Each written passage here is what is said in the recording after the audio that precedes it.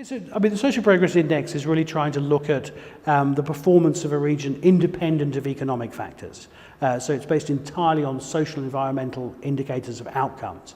And it is surprising to see that of the regions of Spain, 8 are performing to a level you would kind of expect based on their wealth, but 11 are actually underperforming.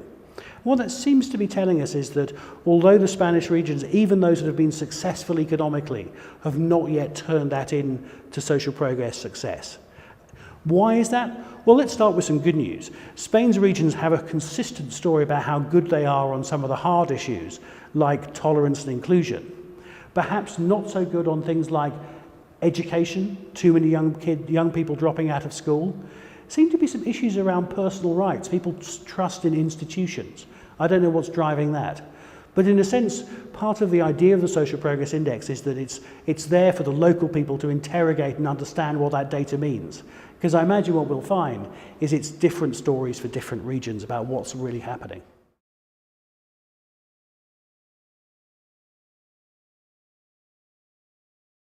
So I think the question around debt is about how are we using our public finances, how are we investing our public resources? And I think the Social Progress Index poses a question, which is if we are borrowing money to invest in things that don't improve people's lives, what's the point?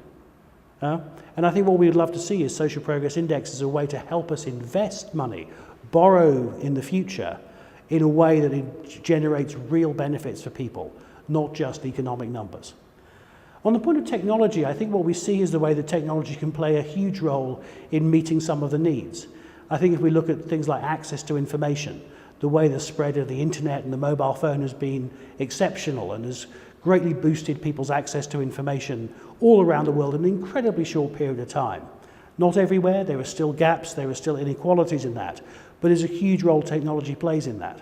But there are other issues that technology can't reach.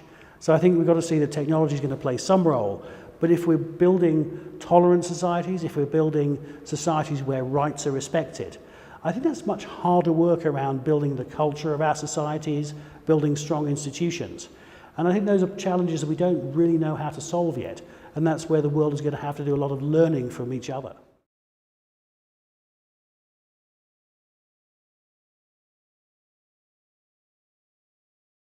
I have to give you a really unhelpful answer, which is from Social Progress Index data, it's too early to tell. I think one thing that intrigues me is I wonder if we would have seen some of the problems for countries like Greece sooner by looking at Social Progress Index data. The fact that I think if we'd gone back 10 years ago, we would have seen that Greece was really doing much better on GDP and than social progress, which I think would have suggested that it was on an unsustainable development path. I think we will be able to, over the next 5 or 10 years, really see what the impacts of austerity have been on social progress. But at the moment, I'm sorry, it's too early to tell, which is a real shame.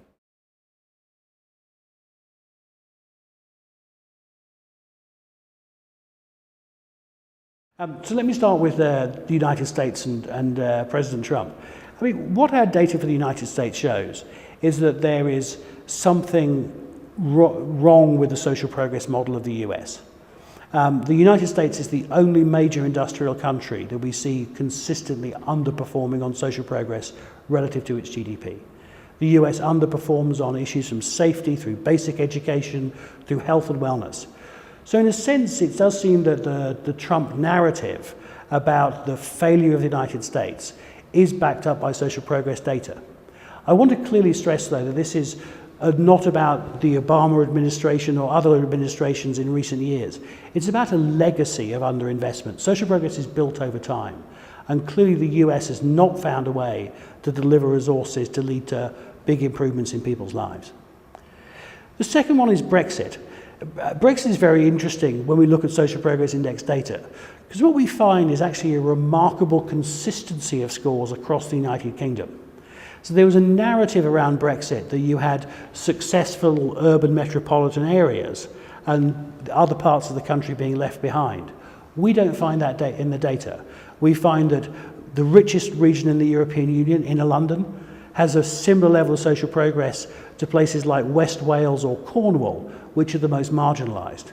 So it seems that we can't find a social progress smoking gun for Brexit, which I think is interesting. I'm not sure what that tells us.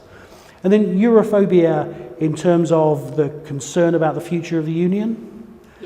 Yeah, I think in terms of Europhobia, what we see is quite a positive story about the way that the European enlargement process has really brought countries together, the way we see quite consistent scores there, the way that we've seen the majority of southern European countries moving up.